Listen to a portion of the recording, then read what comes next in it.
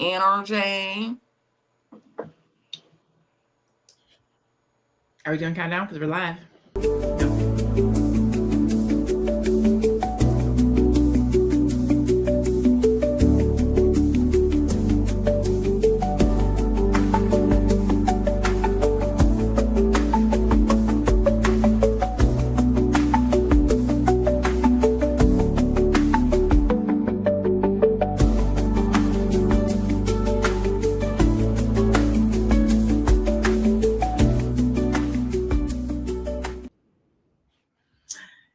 Good morning, good afternoon, good evening.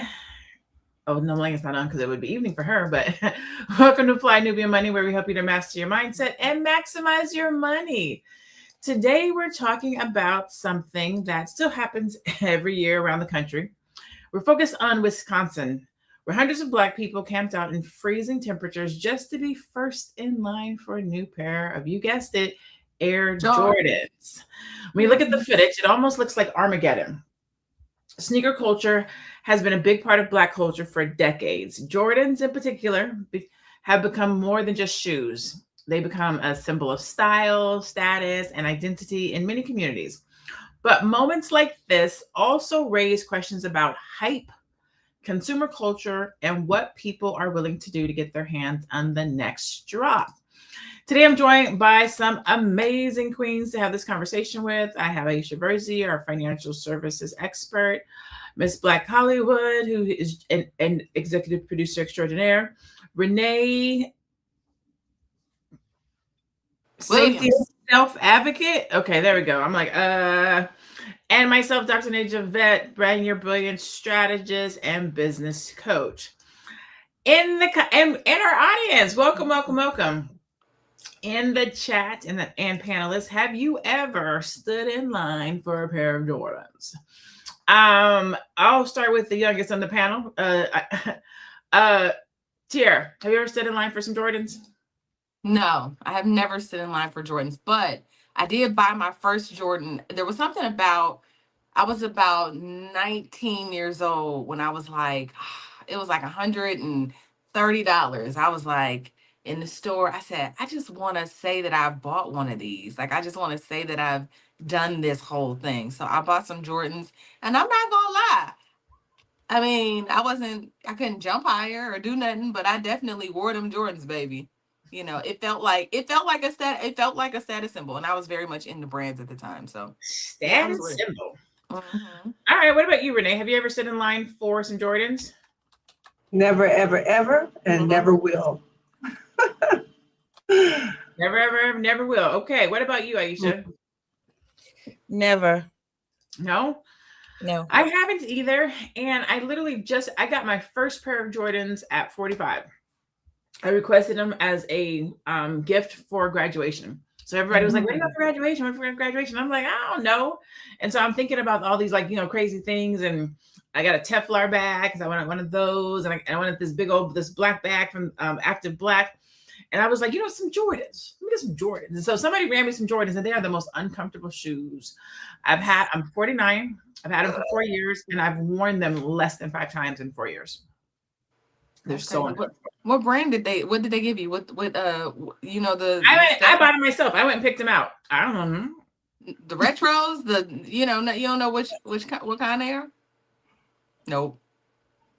You ain't no Jordan fan. On one of our breaks, if I have enough time, one of the videos, I'll run and grab them. I'll show them to you. Tell me.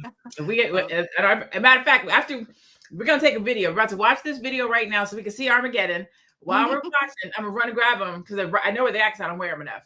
No, it's gonna take you. Wait, is it gonna take you 13 seconds to go get them? Because Armageddon only gonna take 13. Less than 13. Look it, I'm halfway. I'm halfway. All right, here we go. Okay, y'all. Here we go. Linnea gonna go run get her J's, and I'm gonna play video. Go. Wait, you gotta see the video. Hell okay,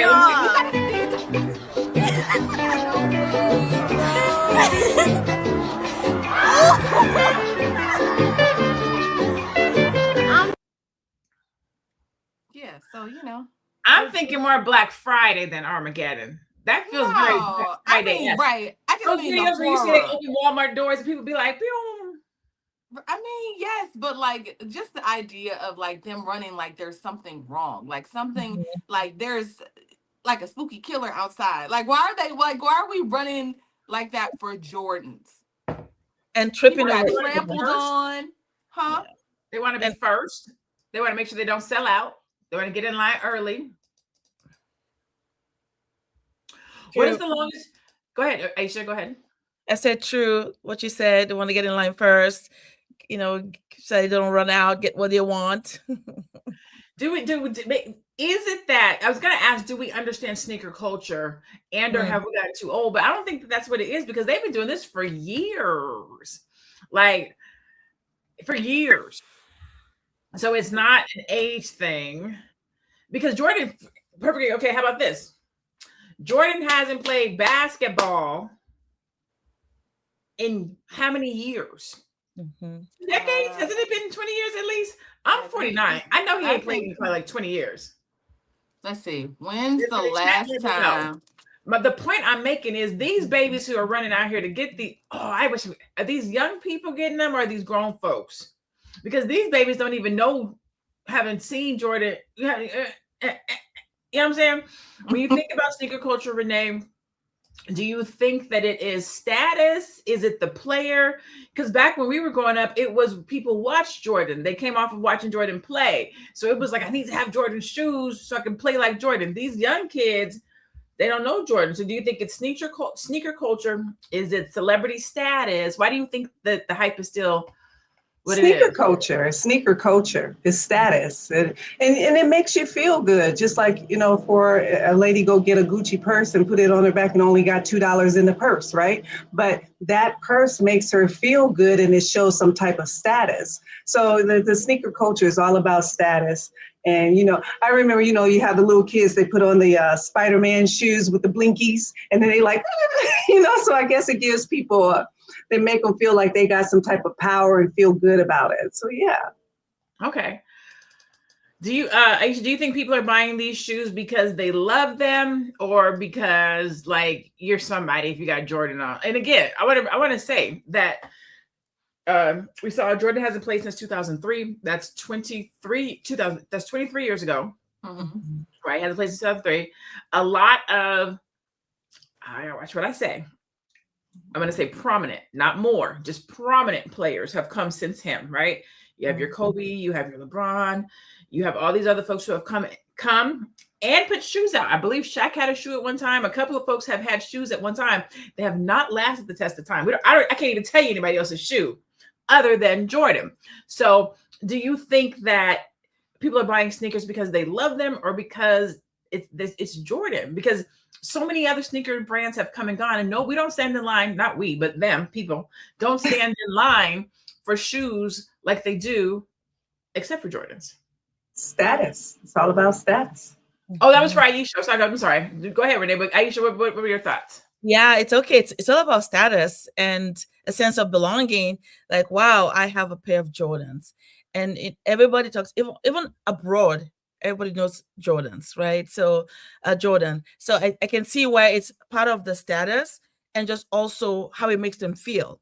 So it goes both ways. That's how I feel, because my son, when he went to high school, of course, you see all the classmates have Air Jordan, and the first thing he wanted was an Air Jordan as well, because he wants to be a sense of belonging and also feel like, wow, it's my status. I can afford this expensive sneakers.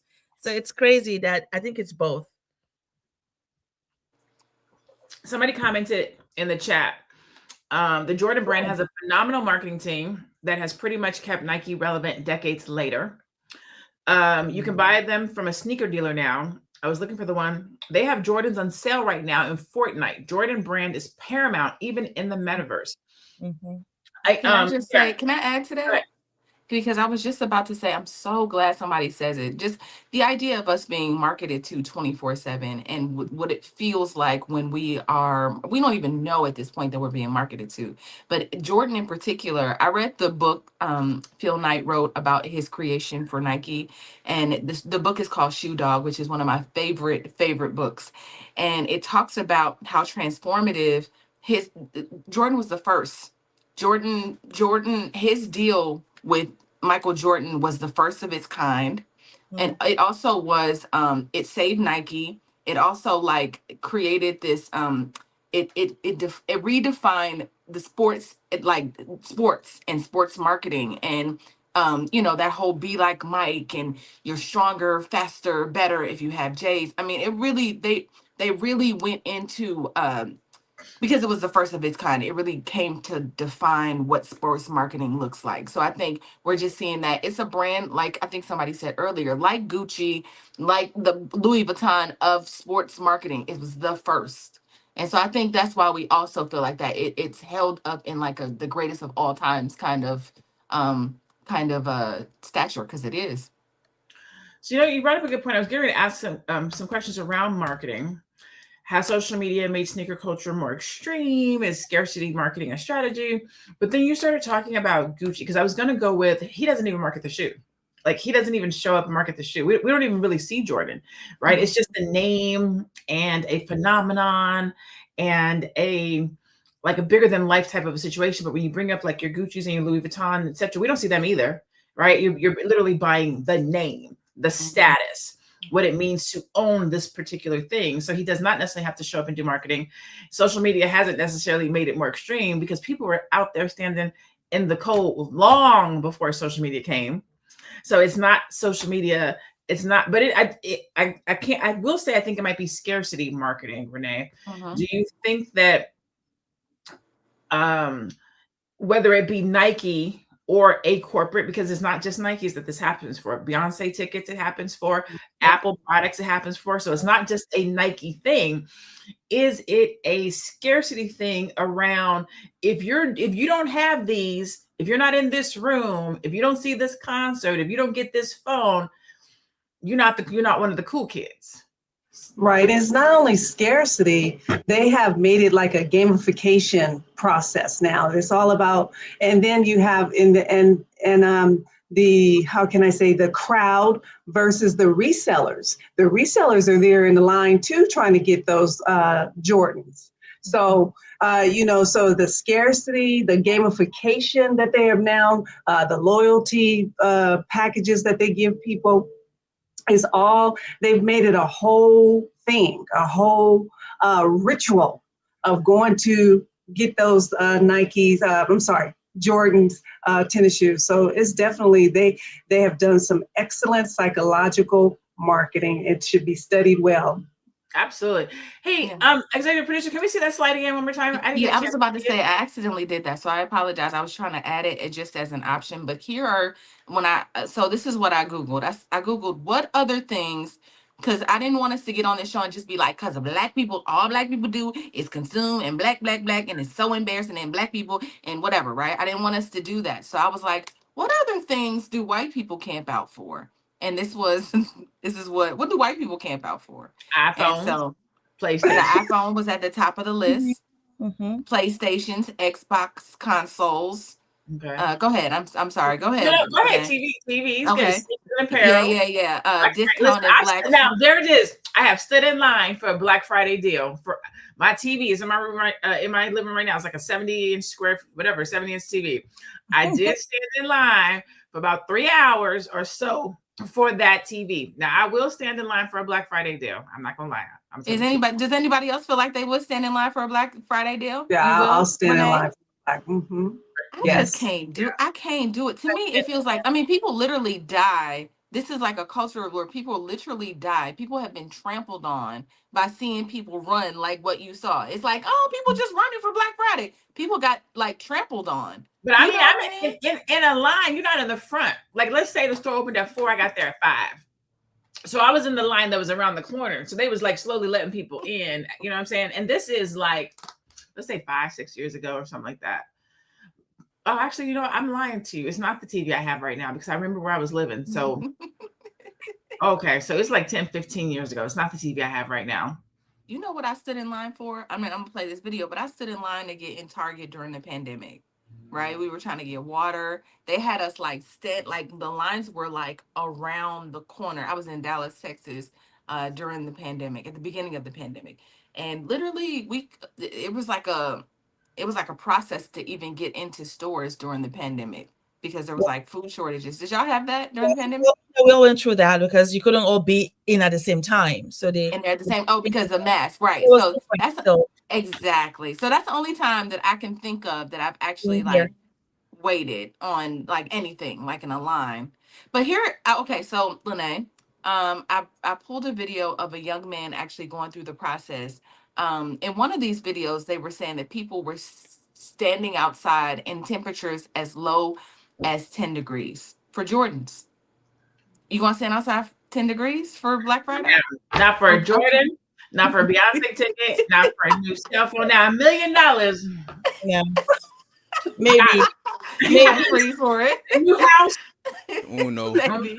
First nigga in line. Store don't open in 13 more hours, but we fucking here. To be here this early, man. What time I gotta be here? Nobody can be here until 6 in the morning. He can't 6 even in be the there. morning? Yep.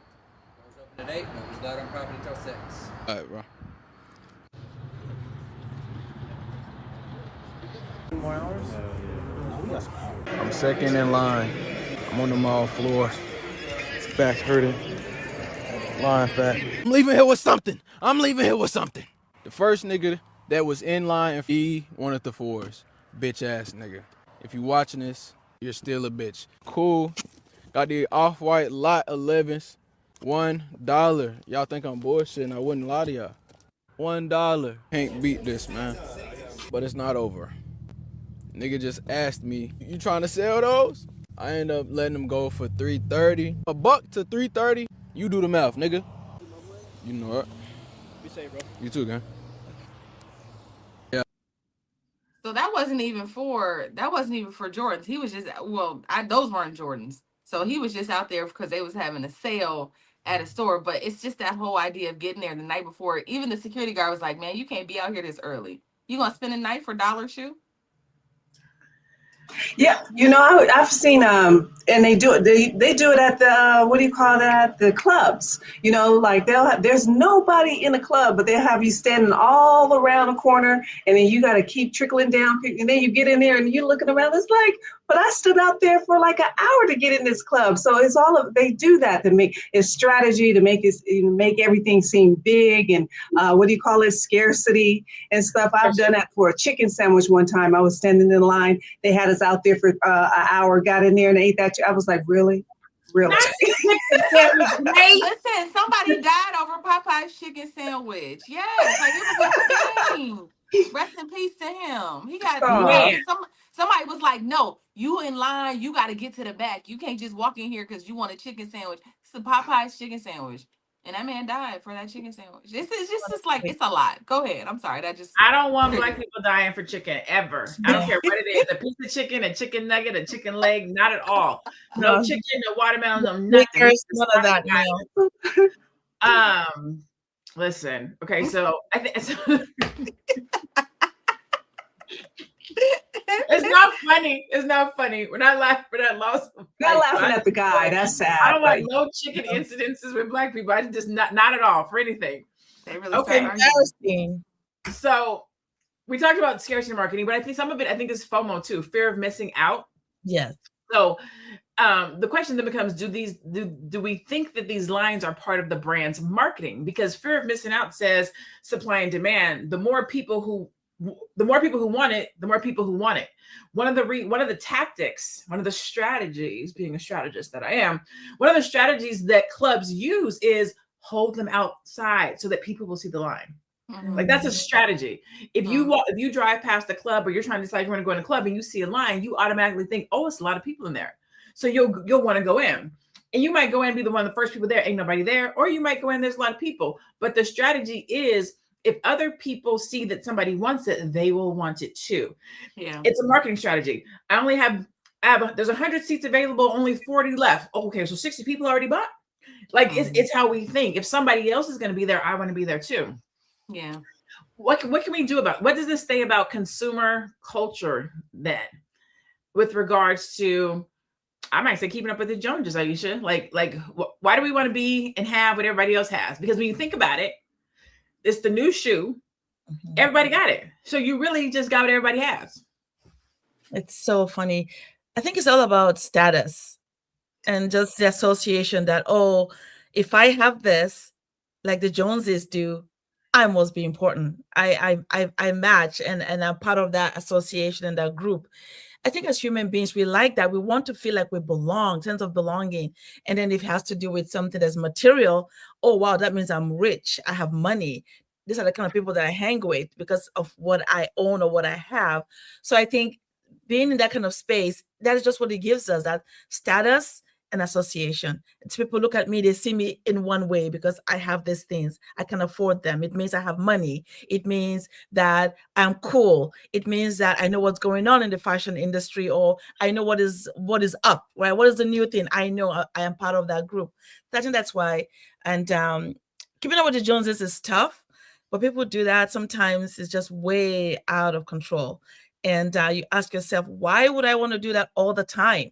Again, just association and belonging, and our culture kind of pushes that sometimes as well, because it makes us feel like we're doing well. I'm doing something Yeah. good. And like my son, you know, I'm glad he's not watching this show, but he had the little baby fat on him when he was growing up. And so, the kids, said some things. And then, I don't know, his friends say, hey, let's go get some Jordans. And after that, he started buying Jordans. And then now he's the cool guy and he has the updated shoes. Of course, on his dime, because I made him go to, I said, you have to get you a little job to buy those shoes because I'm not buying them. But, he got his little skating ring job, and every check he got, he went and got him some Jordans. And now he's the cool little pudgy guy now with his Jordans on. So you actually were about to get this next question, and so I'm glad you opened with that. And we're not going to make it about your son. So you told that story. So we won't make it about your son. But do people sometimes confuse status with value? Renee, that's for you. They do. They confuse status with value, and the value of how that makes it like Aisha was saying, it makes people feel good, that you have those shoes on or whatever it is, it makes you feel good, and you feel in this status, and it brings up and whatever you have to say, any insecurity that you may have inside, that temporary feel good and fix helps. And you said temporary, which is a good word. Tiara, do you think that people are chasing culture or chasing attention? Yeah, so all of this conversation made me look at the lyrics of like All Falls Down, right, by Kanye West. And it really beautifully it articulates what we're saying, right? So part of the verse is like, then I spent $400 on this just to be like, "Hey, you ain't up on this. And I can't even go to the grocery store without a ones that's clean or a shirt with a team. It seems we're living the American dream. The but the people highest up have the lowest self-esteem." So I just want to say that, shout out to Kanye West. But I was just thinking about like how it really isn't about keeping up with the Joneses. It's to say like, I have more. Like, you ain't even up on this. Like, you can't even be in this room. You can't even, this is exclusive. And you ain't even, and there's like a competition that we have with one another to one up each other, if that makes sense. Like, it's not, I don't know if it's about, I think it's just about being able to be like, I'm in this space that you're not in. You're not even on my level, kind of thing. And I don't know where we got that from. Well, we got it from America. We got it from, Western culture, but it's very individualistic and materialistic, and, so I think that's what that was.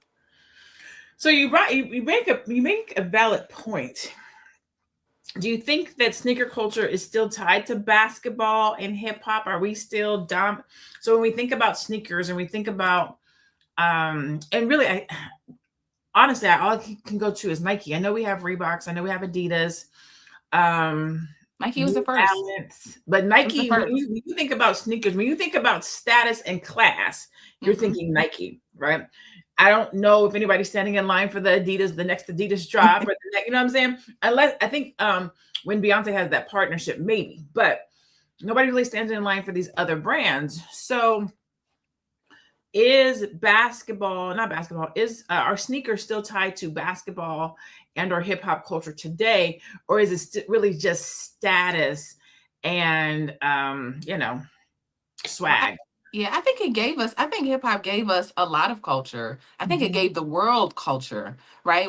Everybody is checking to hip hop to see what's cool, what's in from here to Africa, from here to Japan, wherever, like hip hop has created a culture and it made Black people very cool. Unfortunately, we don't own that culture, right? It's that we're not benefiting in the way that we should monetarily, but we did create the culture for the world. People look to us for style and grace and what's in.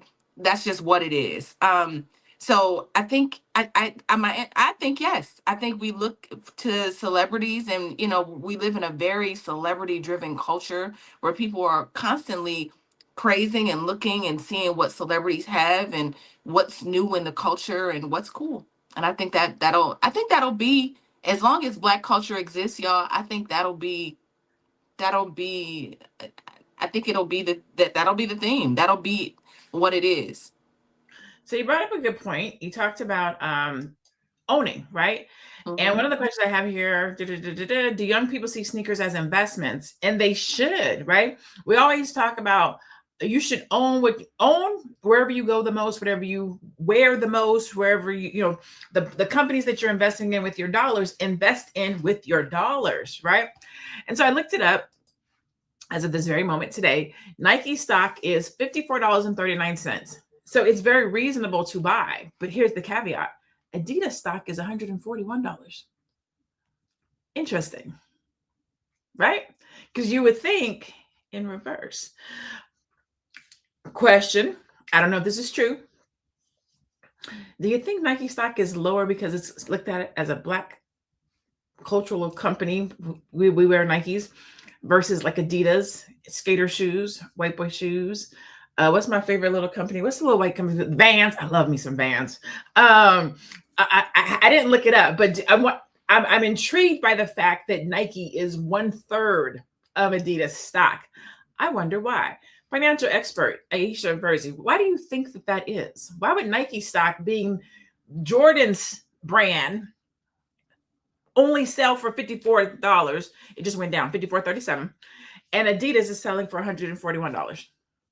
Yeah, there could be a lot of factors that could make that be the case, but I'm not sure that it is ties to whether it's because it's our Culture. kind of culture that buys that. I don't think that when it comes to finance, it comes to the numbers. And sometimes too, if they want market share, they might bring down the price so that they can actually gain more clients. But the thing is, we're not taking advantage of that. Right, we're not taking advantage of getting the Nike stock so we can actually own them. But there's probably more factors than just that, and also maybe they did a split. Sometimes if the price maybe was very high, and then they did a stock split to bring the price down. So many factors will come to play when it comes to that. And then also now, like what you just said, I believe that we should buy into those companies instead of just buying the product as a consumer. We should also own it. So this is a good price. If that's the price of Nike, Nike is going to be around as long as we have babies and children. We're always going to have Nike. So that means we should go buy some more Nike stocks. Absolutely. Yeah, I'm looking at the open, the high, the low. So yeah, definitely buy some Nike stock, especially if your children are young. Like own what you're wearing, right? So teaching that at a young age. Let's go to, do we have another video? Let's go to another video. So now we get into the preaching. Let her preach to you. Where's okay. It doesn't want to load for me, so I'll go somewhere else with it. Okay. We're gonna go somewhere else with it. One second. Let's see. Deborah says, I love the comedian Godfrey, although he's Nigerian. He always stands up for Black Americans because the world wants to mirror everything we do, but don't want to respect us. Adidas is older as well as it relates to popularity. We didn't start wearing Nike until Jordan. Okay. Here we go. You got it? Yep. Because it speaks so much to the reason why we are in the position that we are in today in this country, not just as a nation, but even as a race, even as a community, the Black people, Black race, the Black community. Because people don't know who they are outside of a brand, outside of a label, outside of a designer logo. Black people spend more than $1 trillion in the American economy each year. That's more than the GDP of entire countries like Canada. Our spending is stronger than nations. Yet we lack the self-discipline within ourselves to tap into our ancestry, the power within ourselves, take that same money out of an economy of a nation that hates us, take money out of corporations that fund systems and nations that hate us. We lack self-discipline in that regard so much because we lack identity. We will fight harder to wear Jordans, like you said. We will fight harder to support people who support this current administration. And we will fight for our own communities. We will fight for the future of the next Black generation. Protect the brand, but we will not protect our Black girls. Ooh, Jesus. Ooh, Jesus. And I'm going to go ahead and pass around the collection plate right now and just give what you feel. Let the Lord use you. Let him lead. Let him use you. Man, oh man. So how can we turn or use or galvanize the support that we have for major brands and drops for our community? And I'm going to let everybody have a little say in this one because I think it's important. When we see, one of the things I always say is our community, we're going to show up in disaster. Let somebody George Floyd somebody. We're going to show up. We're going to stand 10 toes down. We're going to be on the line. But it takes catastrophe or a sale to make us show up, right? It's either going to be something that's horrible or deal or status or culture or something like that.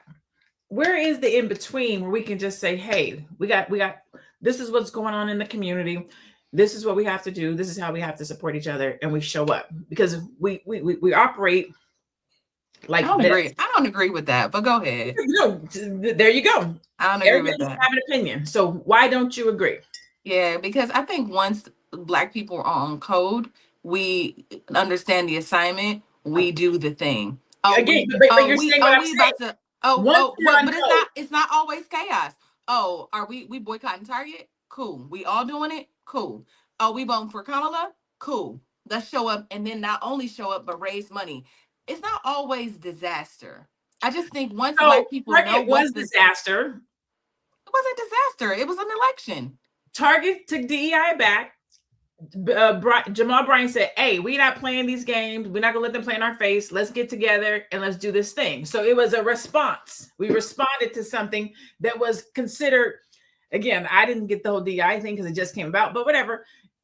It was in response to DEI. He didn't do it because, hey, Target is supporting Black-owned businesses. Let's go there and support. He said, no, they're not doing a thing. Let's go there. Let's not go there so that they feel it. But not, hey, there's Black-owned businesses there. Let's make sure we go to Target so we can support these Black-owned businesses. We don't do that. But we do. I think if you go to TikTok, there are millions of videos of people saying, listen, here are good Black-owned businesses.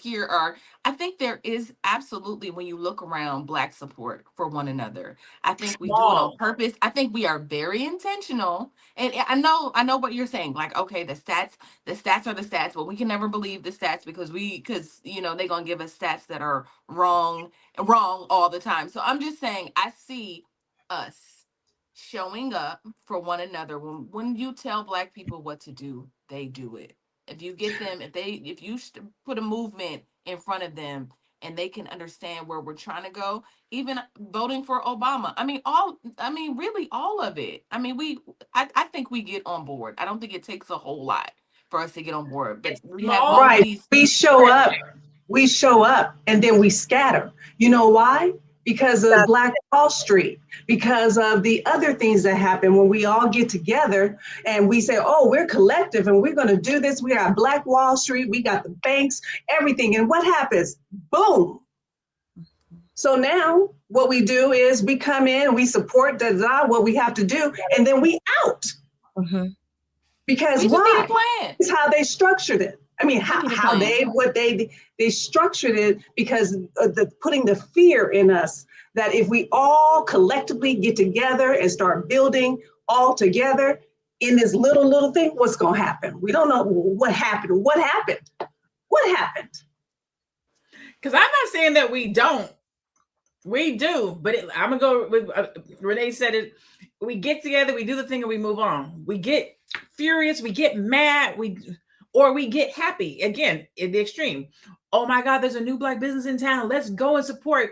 We do the bum rush and we show up and we do the buy Black, and then 3 months later, they're going out of business. Like, we're not consistent with how we show up on a regular basis to make sure it dies out or it burns out or we go to the next thing. It's that consistency. And then it's the 80-20 rule. 20% of us, not them, 20% of us are showing up to do the work and carrying the 80 who do not. So I'm not saying we don't. I'm saying we need more of it. Go ahead, Aisha. Absolutely. It's about the sacrifice and consistency, because anybody can be hot and heavy and crazy for something that happened. But the key is, do we go to the end, or do we just do it for a short time and then we scatter, we disappear? And then what happens? They're no longer what's going on. Like the Black Lives Matter, when they started, I was so excited, but then something happened, everything happened, and it scattered. So many things that the Black community is trying to do. And then within ourselves, we're scattering. We can't use them. Thank God we scattered, because they were stealing money. But go ahead. Because if we matter and we believe that we matter, we need to sacrifice till the end and be consistent and think about long term. It shouldn't be a short term thing where we galvanize and then we scatter. Then nothing continues. No word about it any longer. Oh, this happened, that happened. That's why they're no longer together. And it implodes from inside. We actually are the one that actually destroy it. So it's hard to comprehend. That's why we are not able to build wealth. There was one that Dr. Boyce put out that I thought was so interesting. And the groups of people that are doing very well when it comes to money are those that practice the group economics. And they stick to it till the end. They don't give up. You stick to it till the end. We make sure that all of us do well. But somehow when we start something, it's doing well, something gets thrown in the middle, and then we scatter. Instead of saying, no, what went wrong? Let's fix it so we can continue to grow. But the opposite happens. And I've seen that many times, and it saddens me as well, because I want us to grow and do well. Now we know that Nike is doing this, and we love Jordan. Now let's all say, okay, you know what? We're going to buy stocks in this company and do well as well. Not just buy it and wear it and buy it again and wear it, and that's it, right? We have to do that and be consistent. So how do we get the trauma out of us? How do we get that trauma? It's trauma. We're experiencing trauma all the time. We get together. We say, we're going to do this. And then what happens? That's all I'm saying. Another shooting, another hanging, another baby goes missing. Yeah. I'm not gonna say anything we don't know that it is by design, right? Everything is to be a distraction. We're gonna take your money over here in shoes. We're gonna take your money over here in fashion. We're gonna take your money. We're gonna keep distracting you while we are pillaging your community, while we're not giving you loans and capital to create your own businesses in your community and grocery stores and jobs. We're going to let other communities come into your other and sell your hair and all that stuff. Exactly. Right. So I think what I'm saying is, if we showed up for each other as consistently, that's the thing, as consistently as we do for Jordan. And by that, I mean in troughs. Mm-hmm. Sleeping out. I have never seen anybody sleep outside of a Black-owned business's launch. Never heard of it. Hell, just if one of my friends, I'm not talking about me specifically, but just if your community supported your launch, like your cousins and them. Hey, my cousin got this new launch. She got a new candle line, a new fashion line, a new album, whatever the case might be. Push it like you push. Hey, Jordan about to do. That's all I'm saying. We got to show up for each other like we are big brands. Absolutely. I agree. What did Anonymous say? Anonymous said, who is code enforcement? And I think that it's you talk about this system, you talk about this system, Dr. Lene, and I hate to get on here and every day and be like, man, it's all related. But, I'm always like, well, who is they? I always ask myself all the time, well, who is they? And I don't know if we can point to a white person and be like, that white person is the one. And they'd be like, what did I do? Right. But I think that there is a system that has been in place for centuries at this point, and that those systems still exist. So systems is they. And when Systems. we can't get we can't get the loans and we can't get the grants, and everybody has the mindset that Black people are still this a certain kind of way. I mean, it all kind of plays into the trauma that you're talking about, Renee. It all plays into the disadvantages. It all, and unfortunately, you know, it we just live in a country that's really stripped us of a lot of things. And I just feel like we're resilient regardless. Like, Oh I ain't yeah. just gonna get on here talk about Black people like we still don't be like No. figuring it out. We figure it out every Every day. time, even with everything that we are hit with. We be like, okay, well, how can we figure this out?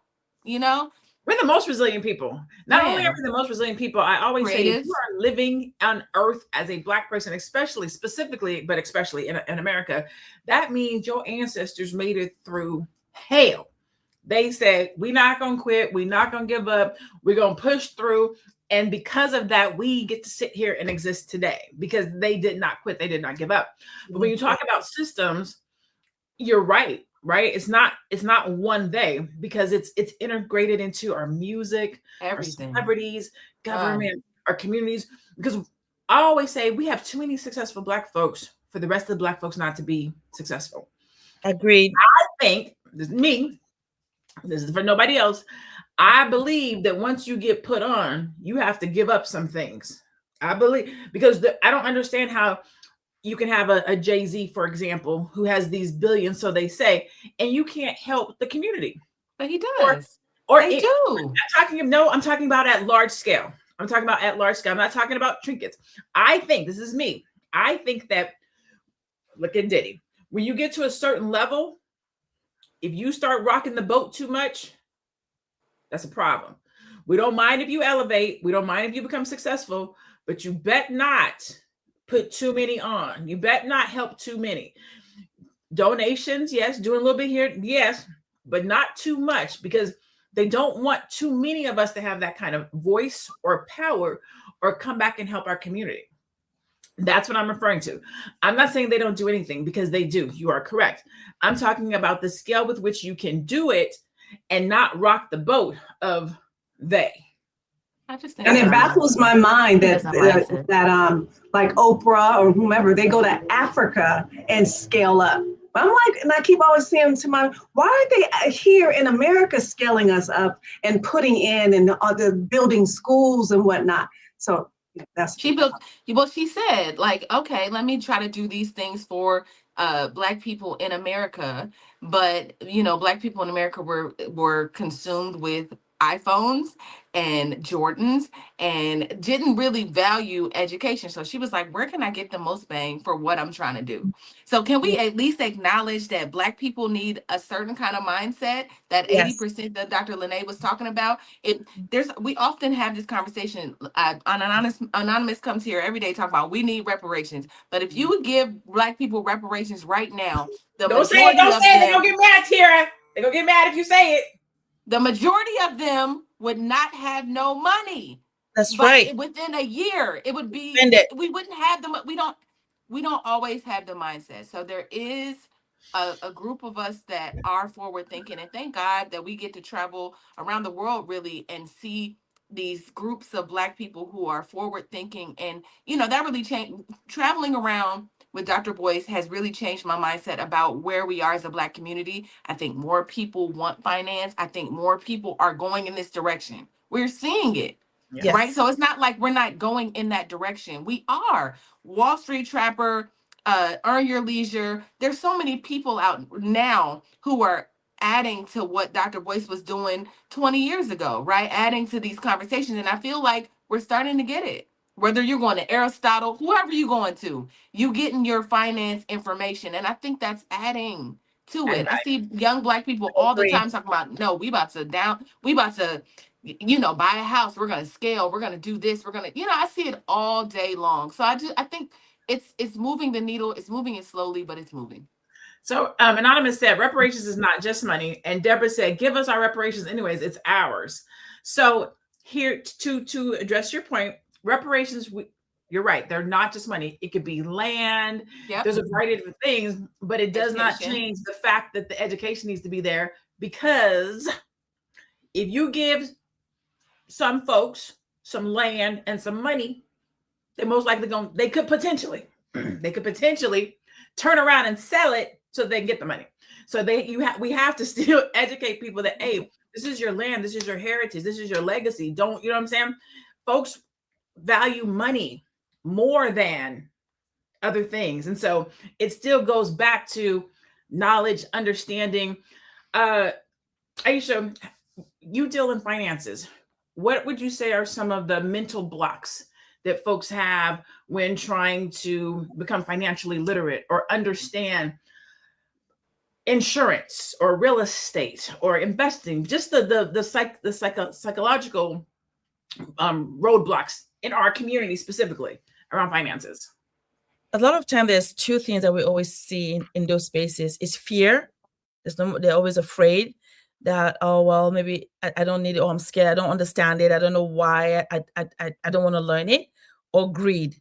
Those are the two things. Greed meaning you want to look like who you're not, because really, if you're trying to copy somebody that you don't have that kind of money, you're just being greedy with your eyes. So that causes you to waste more time.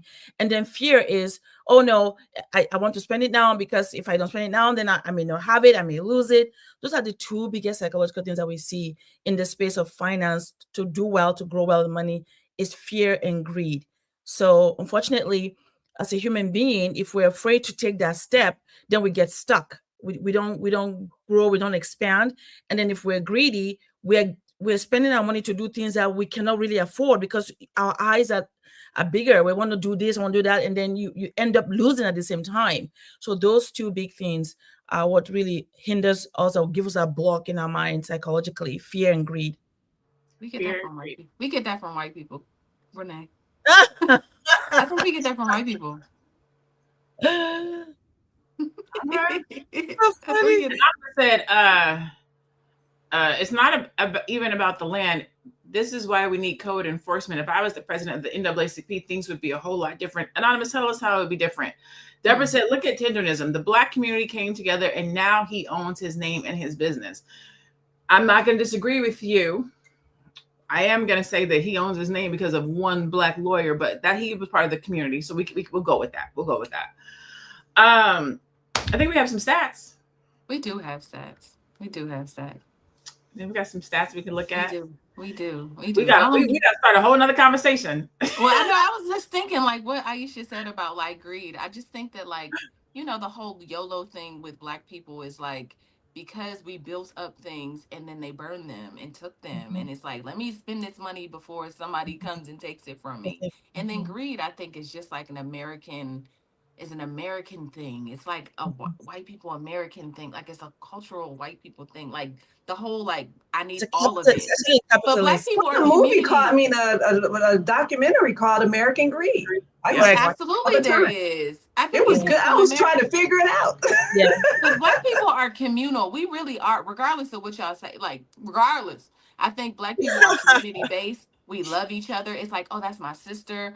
That's just where we come from. I think America teaches us to be like individual, get your own money, get your paper up, forget your friends and your loved ones. Right. Capitalism, yes. The global sneaker industry is projected to reach over 120 billion with a B by 2030. Start buying stocks. Bow, bow, bow. Rare Jordans have sold for $5,000 or more on the resale market. New Air Jordans typically retail between 180 and 250. I should see if I can sell my Jordans in. You'll like them. Limited sneakers can resell for 3 to 10 times their retail price. Listen, stop playing games. We should buy Jordans and then resell them. Just hold on to them for a couple of years and then resell them. That's The global sneaker resale market is estimated to be worth over $10 billion. Wow. Michael Jordan played his last NBA game on April 16, 2003. Talk about making money. This dude makes more money not playing basketball than he did. Royalties. Yep, royalties. That's right. Oh my God. Do we have another video, Tiara? We do. That's time to go get my sneakers. Oh yeah, go get your sneakers. I'm gonna play the video. We'll see what she's talking about. You got a minute. I'm gonna go grab them. Y'all really was out there jumping over people's bodies, knocking people over, and acting like it was a storm coming maybe, and y'all was trying to get the last little few bottles of water, or y'all was, you know what I'm saying, gonna be stuck in some type of pandemic. Why was y'all running and jumping and knocking people over and acting crazy for the fucking Jordans? Like, what the hell is going on? It's not that serious. And it was a lot of fucking black people. Like, I know we are being talked about in so many people fucking, you know, houses, especially in other races. Like, we really was out there jumping over people, fucking stepping on people, and running like it was a fucking Black Friday sale.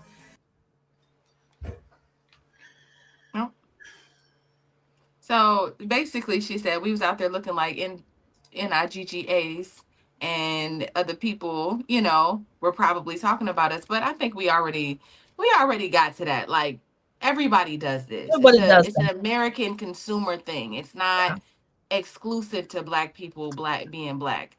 Mhm. Lene, let's see them. This is my shoe. Very I thought these were so cute, and I just got the box. They are What's Air Jordan 1 MIDSE. Mid. Oh yeah, they're mid. They're mid whatever ankle thing. That's all I know. Air Jordan. I don't know anything else. They look really cute. $250. Let me see them one more time. I don't remember how much they cost. They're not on here. Yeah, They look cute. They are cute. so bad. Look at you can see look how clean they are in the bottom. Mm-hmm. Listen, you better clean those and sell them next year. You can resell them. I might have to, because I mean they do not fit. They are not the most comfortable shoes at all. Every time I wear them, I keep thinking maybe it's because my foot is fat. But no, my son says it's because of how I have them laced. He was like, "You have them laced bad. You're supposed to lace them like that." I was like, "I'm trying to be cool." You got to break them in. You got to wear them enough to break them in. These are 8.5. I think they're men's 8.5. They're men's 8.5. Maybe he wants it. Yeah. Wow. Listen. How much you letting them go for, Dr. Lene? Listen, make me an offer I can't refuse. I thought they were cute. But they hurt. They hurt. They hurt only on my left foot. My left foot hurts. The right one feels perfect, but the left foot. Ooh, he said, "Girl got some big feet." I wear a size 9, and ladies, I wear a women's 9.5. Jordan is a prisoner. Okay, so we did our last video. We did our stats. Before we do our last question, Women's History Month fact: Biddy Mason was a formerly enslaved woman who began one of the first Black female landowners, who became one of the first female Black landowners in Los Angeles. Through smart investments and real estate purchases in the late 1800s, she built significant wealth and helped establish the first Black church in Los Angeles. Shout out to Biddy Mason. All right. As we start wrapping up, I'm going to ask you guys each our final question. Feel free to give your where people can find you, what you do after this last question, which is, what does smarter spending look like? Renee, we'll start with you. What does smarter spending look like? And then let people know where they can find you. What does smarter spending look like? Looks like smarter spending looks like investing, period. It's just, making sure that you find out what is best to invest in for yourself. And particularly, I'm not a financial advisor, but, looking into stock, crypto, but the smart, and then, also possibly, if you don't want to run a business, what other businesses that you can invest in that will help continue that legacy for you and your family, and to do other things to help other families too. So that's what smart investing looks like to me. And so my name is Renee Williams, founder of Tricycle Sync, where 70% of Black women feel unheard by doctors. We're 3 times more likely to die from pregnancy and complications. It's time to care that sees us. Your health, your voice finally heard. We're an AI-powered app for cycle, menopause, and maternal health, turning Black women's symptoms into receipts and real care. So I try it and go to trycyclesync.com. And if it's not for you, please, as a community, let other people know. I'm sure there's women out there that need something like this. Awesome. Thank you so much. Aisha, what does smarter spending look like today? Smarter spending looks like control. You know where you're spending your money, where your money is going, and you also make sure that whatever it is that you enjoy so much, if you love Jordans, invest in the company as well. Be a part owner of that company, so that way you're also spending your money wisely, right? That to me is what I will say smarter spending, making sure that wherever you spend your money, you also build in that space if possible, right? By owning stocks in that place. And today we're going to talk about insurance. That's where you can find me at, the Black Business School, one of the coaches. But today we're going to have a great event, 5 questions you should ask about life insurance before it's too late. Let's talk about it today. We're meeting today at 3 p.m. Eastern, and that's 12 noon Pacific Standard Time. Really spread the word, so we're not afraid to see what's out there for us, so we can really maximize our spending. Thank you. Awesome. Tiara, same question. What does smarter spending look like today? I think smarter spending, that smarter spending just looks like balance. Often we are told, everybody is preaching like, you can't do this, you can't do that, you got to make sure that you put all your money here and do this and all of that. I would just say enjoy life and you can enjoy the things that you love, but also, I think like Aisha said, it's just make sure that you're also, putting money away. You're also thinking about your future. You're not just living for today. It's not YOLO, because you're gonna live and then you ain't gonna have nothing for tomorrow if you've spent everything today. So I would just say that. I'm so excited. I don't know if we're doing an event, but I'm so excited for the Fly Nubian Money Club this week because we are doing quite a few things. Like Aisha said, we are doing our Rise event. I promised y'all I was going to have the link today. And do I have the link today? I will share it in the next few seconds in the chat so you can come and learn from Aisha. And then on Saturday, Dr. Lene and I may or may not be getting together for Brilliant, but at the same level. We're going to decide. We're going to decide, yeah. I don't know Mhm. yet. We're going We're to still decide. We trying to don't. figure out. Ah, yeah.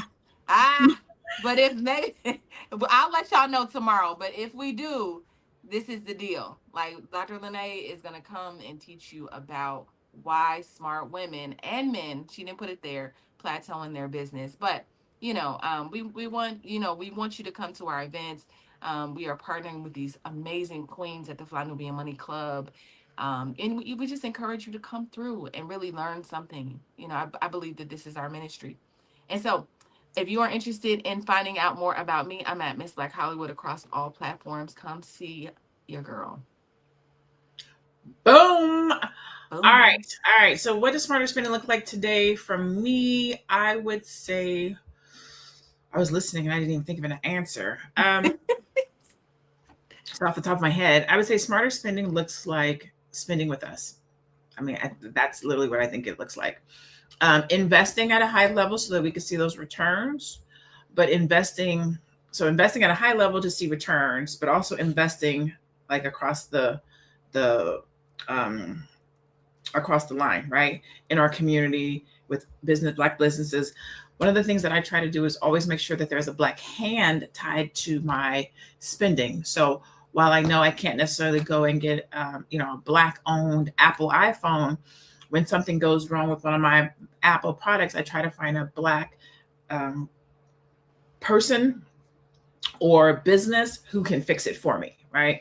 I know I can't necessarily get Black State Farm insurance, but I can find a Black State Farm representative to make sure that my insurance goes through their business. So even though I can't always go to the Black source, I always try to make sure, well, how can I make sure that somebody Black is going to get a part of my money while I do business with this other business? So investing with us. Who was I talking to about Black owned businesses? Were we talking about Black owned businesses the other day? Did we do that on Tuesday? Always. Okay. We can't just be saying every Black-owned business is bad. Every experience with the Black-owned business can't take away every experience you have with the Black-owned business so that you don't do it. We have to find the good businesses to do business with and be intentional about it. So what does smarter spending look like today? Doing more business with Black businesses, good Black businesses, and investing in those businesses or other businesses so that you can have a return. I am Dr. Lene Javette. I am a brand new brilliant strategist and business coach. I specifically help service-based Black entrepreneurs who have a talent, a skill, or knowledge that they want to build a business around. I help you to brand that brilliance so that you can make money. Shmoney's, and I will most likely be having our conversation on Saturday. So, yay! Can I show the flyer again then? Yeah, go ahead. We're gonna do it. Do you have a link that you could put into the chat, Dr. Lene? For them to sign up? Oh, it's the one that I sent to you. If you could do the outro, but I'll do the outro. If you can do some small talk, I can post in the chat. Okay. Okay, I can do that because I want to kind of piggyback off. Go get the link. Okay. And I want to piggyback off what Dr. Lene just said.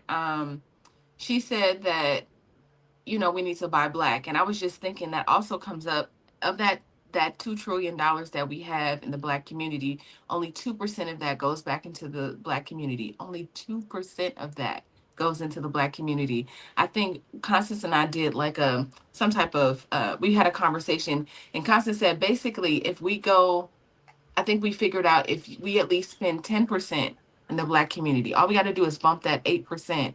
We can literally save a lot of the issues that are in the Black community by just buying Black a little bit more. And so I would just say that maybe we don't haul off and go. Just be aware of what you're spending. Are you ready? Because I'm just talking. But yeah, just be aware. Share it. Did you share it? I put it in the back for you. I need you to. I can't share it. So I can share it. Okay. But yeah, just be aware, y'all. Just be aware. I mean, I think that's what we do here every day. Just trying to raise your consciousness around what you're spending. 8%. That'll change the Black community completely. Yes. Absolutely. All right. So first, thank you for joining us today. Sneaker culture has always been part of the culture, but moments like this make people stop and think about what drives consumer behavior. When hundreds of people are willing to stand outside in freezing temperatures for a pair of shoes, it raises a real question about hype, influence, and priorities. We should show up for us the way we show up for them. That's always my go-to. Again, I will be having a training on Saturday. It's called Brilliant But Not Broke, just still at the same level. Why smart Black entrepreneurs plateau in business. Tiara shared the link. It starts at 12 o'clock p.m. Eastern. Aisha's having a session today with Rise at 3 o'clock. So we are doing things to help you be fly and get your money up. Okay, Fly Money Club is here. Make sure you are sign up. Did I miss anything? That's it. Oh, text Queens to 87948 just in case. But make sure you get those links out. Register now. Can they register on that Zoom link? Yeah, that's the link to register. You can register. Okay, perfect. Register, y'all. And I'm gonna tell y'all again tomorrow. But that's it. If you want to get notifications for when we go live, text Queens to 87948. And yeah, we on Spotify and all of things. And if you love what we do here, please share it. Please like, share, subscribe. Come on, y'all. Awesome sauce. All right, you guys. For myself, Dr. Lene Javette, Miss Black Hollywood, aka Tiara Williams, Renee, and Aisha Burzy. Thank you so much for joining us for today's Fly Nubian Money. We will see you guys tomorrow. Go out and have a blessed day. Stay Black and be one.